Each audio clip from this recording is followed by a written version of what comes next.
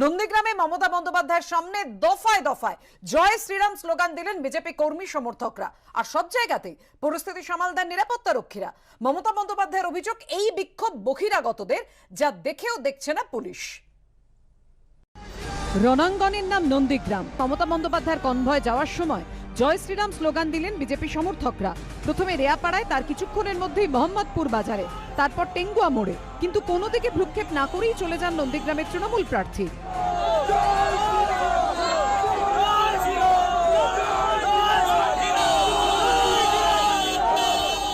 কয়েকজন বিজেপি কর্মী সমর্থক আবার দলীয় প্ল্যাকার্ড নিয়ে জয় শ্রীরাম স্লোগান দিতে দিতে মমতা বন্দ্যোপাধ্যায়ের কনভয়ের দিকে ধেয়ে যান।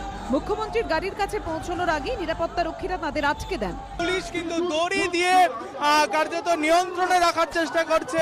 তৃণমূল কর্মীরা পাল্টা খেলা হবে গান বাজিয়ে মিছিল শুরু করে দেন।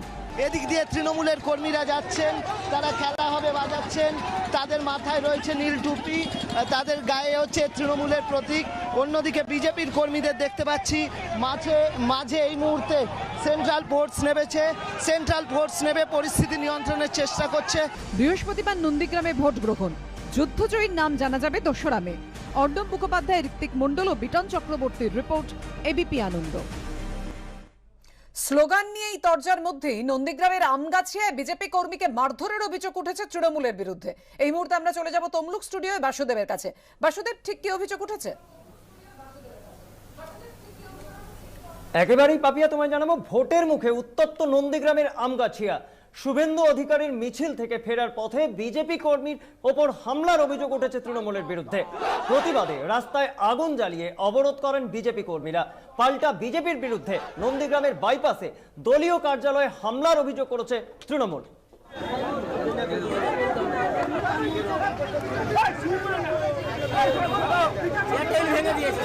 সেন্ট্রাল ফোর্স যে অঞ্চলগুলোতে গন্ডগোল হচ্ছিল সেখানে কিন্তু ঢুকছে।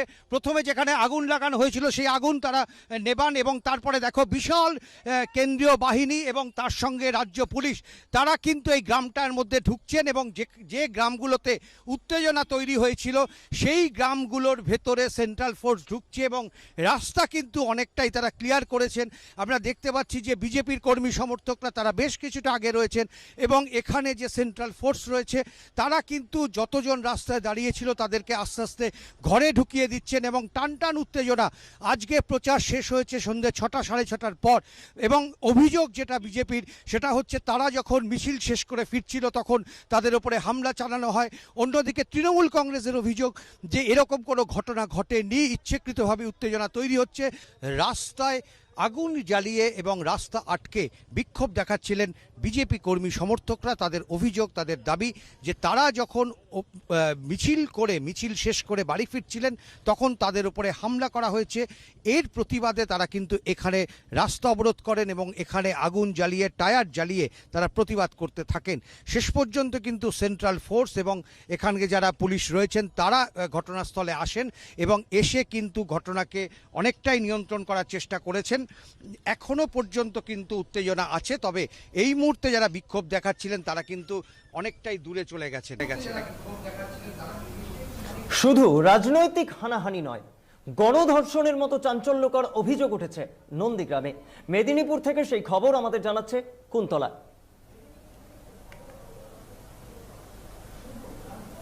ভোটের মুখে এবার তৃণমূলের বিরুদ্ধে বিজেপি কর্মীর স্ত্রীকে গণধর্ষণের অভিযোগে তেতে উঠল নন্দীগ্রাম। শুধু গণধর্ষণই নয়, মহিলাকে খুনের চেষ্টাও করা হয় বলে অভিযোগ। হলদিয়া মহিলা থানায় অভিযোগ দায়ের।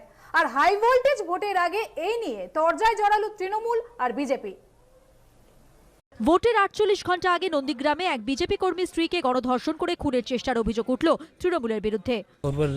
রেপ করার পরিস্থিতি হয়েছে এবং আরো তাকে মেরে দেওয়ার অ্যাটেম্প টু মার্ডার করার জন্য প্রস্তুত হয়েছে। আমার অপরাধে যে আমি বিজেপি করছি। পুলিশ সূত্রে খবর, এই ঘটনায় 4-5 জনের বিরুদ্ধে হলদিয়া মহিলা থানায় গণধর্ষণ করে খুনের চেষ্টার অভিযোগ দায়ের করেছে বিজেপি কর্মীর পরিবার।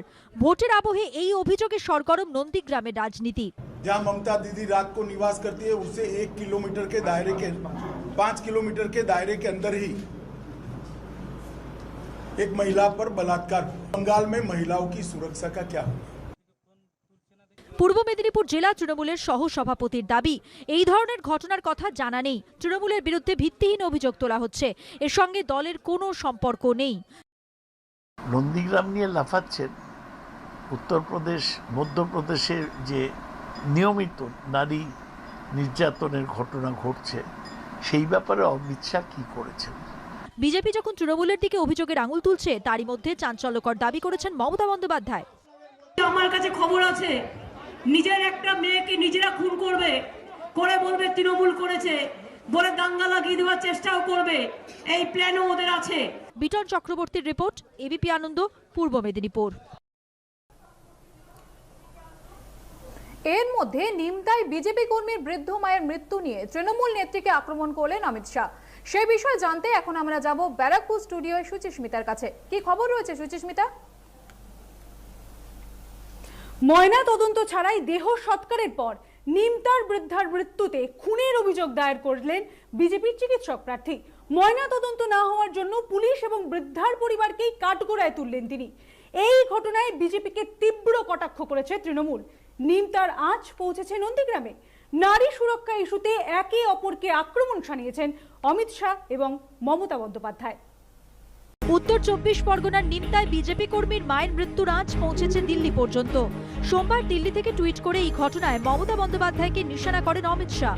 মঙ্গলবার নন্দীগ্রাম থেকে এই প্রসঙ্গ তুলে ফের আক্রমণ শানান তিনি। कुछ दिन पहले भारतीय जनता पार्टी के कार्यकर्ता की एक वृद्ध मां को पीट कर मारा जाता है और ममता दीदी स्वयं महिला सुरक्षा की बात करती है। বৃদ্ধার মৃত্যুতে সোমবার রাতে নিমতা থানায় খুনের অভিযোগ দায়ের করেন দমদম উত্তর বিধানসভা কেন্দ্রের বিজেপির চিকিৎসক প্রার্থী অর্চনা মজুমদার। অভিযোগে বলা হয় 26শে ফেব্রুয়ারি তৃণমূল আশ্রিত দুষ্কৃতীদের মারের জেরে বৃদ্ধার মৃত্যু হয়েছে। এরপরই নানা মহলে প্রশ্ন উঠেছে, ময়না তদন্ত না করে মৃতদেহ সৎকার করে দেওয়ার পর কেন খুনের অভিযোগ দায়ের করা হলো? দেহ দাহ করে ফেলার পর তদন্ত কিভাবে এগোবে? এ নিয়ে বিতর্ক শুরু হতেই পুলিশ ও পরিবারের দিকে দায় ঠেলেছেন বিজেপির চিকিৎসক প্রার্থী। পুলিশকে বলেছি, থানাকে বলেছি, 82 বছরের ওপরে মায়ের বয়স, 1 মাস ধরে তিনি ভীষণ কষ্ট পাচ্ছেন, তাকে নিয়ে কাটাছেড়া করা চলবে না। তারা বেঁকে বসেছিল, সেই পুলিশ টেনে মেনে আমাদের গাড়ির থেকে বডি নিয়ে দাহ করে দিলেন। আসলে ভদ্রমহিলা অসুস্থ ছিলেন, মারা গেছেন, এটা জানে বলেই ময়না তদন্ত না করে মানে ক্রিমেশন করে দিয়েছে। পুলিশ সূত্রে খবর, নিমতার বৃদ্ধা খুনের মামলায় চিকিৎসক তথা বিজেপি প্রার্থী অর্চনা মজুমদারকে জিজ্ঞাসাবাদ করা হতে পারে। সমীরণ পাল, অর্ণব মুখোপাধ্যায় ও আশাবুল হোসেনের রিপোর্ট, এবিপি আনন্দ। এই দরজার মধ্যেই আবার হুঁশিয়ারির সুর শোনা গেছে বর্ধমান পূর্বের সাংসদ সুনীল মণ্ডলের মুখে। দুর্গাপুর স্টুডিও থেকে সেই খবর বিস্তারিত আপনাদের জানাচ্ছে বর্ণালী। হ্যাঁ সুচিস্মিতা, একেবারে হুঁশিয়ারি সুর। নির্বাচন কমিশনের নির্দেশিকা তো কয়েকদিন, এরপর আমরাই নির্দেশ দেব। বিজেপি প্রার্থীর সঙ্গে জেলা শাসকের দপ্তরে ঢুকতে না পেরে এমনই হুঁশিয়ারি দিলেন বর্ধমান পূর্বের সাংসদ সুনীল মণ্ডল। ক্ষমতার অপব্যবহার করছেন বলে পাল্টা কটাক্ষ করেছে তৃণমূল। গভর্নমেন্টের নিয়ম আছে, ইলেকশনে কটা গাড়ি ব্যবহার করতে পারে এক একটা ক্যান্ডিডেট সবাই কিন্তু সমান। আমি তো দেখছি এক একজন 30টা 40টা করে গাড়ি নিয়ে ঢুকছে। এমনকি আমি দেখছি হোম মিনিস্টার নিজেও যখন ইলেকশনে আসবে, ইলেকশনের কন্ডাক্টের মধ্যেই পড়ে, সেখানেও আমি দেখছি 100টা প্রায় শুধু পুলিশেরই গাড়ি। এই অবস্থা। দল আলাদা, নিশানা একই। একদিকে যখন নির্বাচন কমিশনের বিরুদ্ধে বারবার পক্ষপাতিত্বের অভিযোগ তুলছেন মমতা বন্দ্যোপাধ্যায়, তখন অন্যদিকে বিজেপিতে যোগদানকারী সাংসদের হুঁশিয়ারির মুখে পড়লেন নির্বাচন কমিশনের অধীনে থাকা জেলা প্রশাসনের আধিকারিক। এই কটা দিই, তারপরে তো ইনস্ট্রাকশন আমরা দেবো, তখন দেখা যাবে। ইনি বর্ধমান পূর্বের সাংসদ সুনীল মণ্ডল। না, হুঁশিয়ারিটা আমি দিই, এটা ভুল কথাটা। কখনো আমরা গভর্নমেন্টকে হুঁশিয়ারি দিতে পারি না, নির্বাচন কমিশন আমাদের সকলের। জেলা শাসক তথা জেলা নির্বাচনী আধিকারিক এই নিয়ে মন্তব্য করতে না চাইলেও তিনি শুধু নির্বাচন কমিশনের নিয়ম স্মরণ করে দিয়ে জানিয়েছেন, মনোনয়নপত্র জমা বা ওই সংক্রান্ত কাজে প্রার্থীর সঙ্গে শুধুমাত্র 2 জন অফিসে ঢোকার অনুমতি পাবেন। এদিন পরে অবশ্য বিজেপি প্রার্থীর সঙ্গে জেলা শাসকের দপ্তরে ঢোকেন সাংসদ সুনীল মণ্ডল। কমল কৃষ্ণ দে, এবিপি আনন্দ, পূর্ব বর্ধমান। এদিকে দিনহাটায় বিজেপির মণ্ডল সভাপতির ঝুলন্ত দেহ উদ্ধারের ঘটনায় রাজনৈতিক তরজা চলছে। সে বিষয়ে কি আপডেট রয়েছে জানাবে কোচবিহার স্টুডিও থেকে মনিকা। দিনহাটায় মৃত বিজেপি নেতার বাড়িতে গেলেন তৃণমূল প্রার্থী উদয়ন গুহ।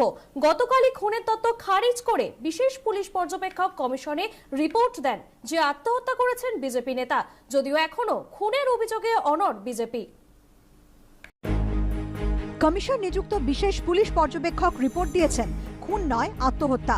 তারপরও কোচবিহারে দিনহাটায় বিজেপির মণ্ডল সভাপতি অমিত সরকারের ঝুলন্ত দেহ উদ্ধারের ঘটনায় চড়ছে রাজনীতির পারদ।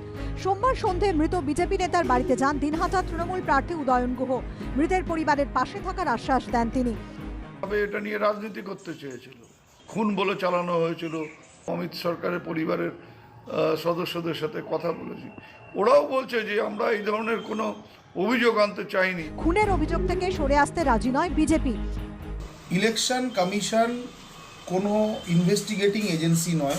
ইলেকশন কমিশন কোনো ইনভেস্টিগেশনও করেনি, করেছে এখানকার পুলিশ। হ্যান্ডরাইটিং, ও যে নোটটা লিখেছে সেই নোটের হ্যান্ডরাইটিং এক্সপার্ট দিয়ে সেটাকে করা। গত বুধবার দিনহাটায় পশু হাসপাতালের বারান্দায় বিজেপির শহর মণ্ডল সভাপতি অমিত সরকারের ঝুলন্ত দেহ উদ্ধার হয়। হেমতাবাদের বিজেপি নেতা দেবেন্দ্রনাথ রায়ের মতোই দিনহাটায় অমিত সরকারকেও তৃণমূল খুন করে ঝুলিয়ে দিয়েছে এই অভিযোগে রাস্তায় নামে বিজেপি। কিন্তু শেষ অবধি বিজেপির খুনের তত্ত্বকে কার্যত নাকচ করে দেয় নির্বাচন কমিশনের বিশেষ পুলিশ পর্যবেক্ষক বিবেক দুবের report. Suvendu Bhattacharya report, ABP Ananda, Cooch Behar. শান্তিপুরে দোল উপলক্ষে গোপাল পুজোর বিসর্জনের শোভাযাত্রায় দুই বারোয়ারি পুজো কমিটির মধ্যে গন্ডগোল। গুলিবিদ্ধ এক তৃণমূল কর্মী। তৃণমূলের অভিযোগ বিজেপি আশ্রিত দুষ্কৃতীরাই গুলি চালিয়েছে। অভিযোগ অস্বীকার করে বিজেপির দাবি তৃণমূলের গোষ্ঠীদ্বন্দ্বের কারণেই ওই ঘটনা ঘটেছে। শান্তিপুরে অশান্তি, রঙের উৎসবেই ঘটল রক্তপাত। বিসর্জনের শোভাযাত্রায় শুট আউট, গুলিবিদ্ধ হলেন তৃণমূলের এক কর্মী। মারধর করা হলো আরও এক তৃণমূল কর্মীকে। সোমবার রাত 9:30 নাগাদ শান্তিপুরের ডাকঘর মোড় দিয়ে শোভাযাত্রা যাচ্ছিল। কারা আগে যাবে তা নিয়ে দুটি বারোয়ারি পুজো কমিটির মধ্যে বিবাদ শুরু হয়। প্রত্যক্ষদর্শীদের দাবি তার মধ্যেই আচমকা 2 রাউন্ড গুলি চলে। গুলিবিদ্ধ হন স্থানীয় তৃণমূল কর্মী বিশ্বজিৎ পাল। রাজেন সাহা নামে আরেক তৃণমূল কর্মীকে লক্ষ্য করে গুলি চালানো হয়, যদিও তিনি অল্পের জন্য রক্ষা পান। আর্মস ছিল, আমার বুকে ধরেছিল, ওদের মধ্যে একজন ছেলে ঠেকিয়ে সরিয়ে দিয়েছে, নাহলে বুকে গুলিটাই লাগতো আমার। গুলি চালানোর নেপথ্যে তৃণমূল আশ্রিত দুষ্কৃতীরা রয়েছে বলে অভিযোগ করেছে বিজেপি, যদিও তা মানতে নারাজ শাসক দল। দলের এই ঘটনা একটা অনভিপ্রেতকর ঘটনা এবং আমার মনে হয় এরা বিজেপি আশ্রিত সমাজ বিরোধী। শান্তিপুরের মানুষ জানে যে বিগত দিনেও কিভাবে তৃণমূল কংগ্রেস সন্ত্রাস চালিয়েছে আর এখনো চালিয়ে যাচ্ছে। শান্তিপুরে ভোট রয়েছে 5ম দফায়, অর্থাৎ 17 এপ্রিল। তার আগে এই ঘটনা ঘিরে সরগরম গোটা এলাকা। সুজিত মণ্ডলের রিপোর্ট, এবিপি আনন্দ, নদিয়া। জলপাইগুড়িতে সংঘর্ষে আহত হয়েছেন বেশ কয়েকজন বিজেপির নেতাকর্মী। এ বিষয়ে শিলিগুড়ি স্টুডিও থেকে বিস্তারিত জানাচ্ছে নেহা। জলপাইগুড়ির পাদ্রিকুটিতে জয় শ্রীরাম স্লোগান ঘিরে সংঘর্ষ। ধারালো অস্ত্রের আঘাতে কান কাটা গেল এক বিজেপি নেতার। হামলার অভিযোগ উঠেছে তৃণমূলের বিরুদ্ধে। বিজেপির গোষ্ঠীদ্বন্দ্বের জেরেই এই ঘটনা বলে পাল্টা দাবি করেছে তৃণমূল। জয় শ্রীরাম স্লোগান ঘিরে তৃণমূল বিজেপির মধ্যে বাদানুবাদ। মাঝে পড়ে কান কাটা গেল এক বিজেপি নেতার। গেরুয়া শিবিরের নিশানায় তৃণমূল। বিজেপির অভিযোগ, রবিবার সন্ধ্যায় জলপাইগুড়ির সদর ব্লকের পাদ্রিকুটি গ্রামে পার্টি অফিসে হোলি উপলক্ষে উৎসব করছিলেন দলীয় কর্মীরা। সেই সময় তারা জয় শ্রীরাম স্লোগান দেন। বিজেপির অভিযোগ, আচমকা তৃণমূল আশ্রিত দুষ্কৃতী তাদের ওপর চড়াও হয়। কিছু জানি না, আমার মনে আমি বাজারে গেছিলাম, বাজার করবো এইটা ভাবছিলাম, কিন্তু আমাকে গাড়ি থেকে নামার সাথে সাথে আমাকে শুরু করলো। রাতে অভিযুক্তদের গ্রেফতারের দাবিতে কোতোয়ালি থানার সামনে বিক্ষোভ দেখায় বিজেপি। অভিযুক্তদের ধরতে অভিযানে নামে বিশাল পুলিশ বাহিনী।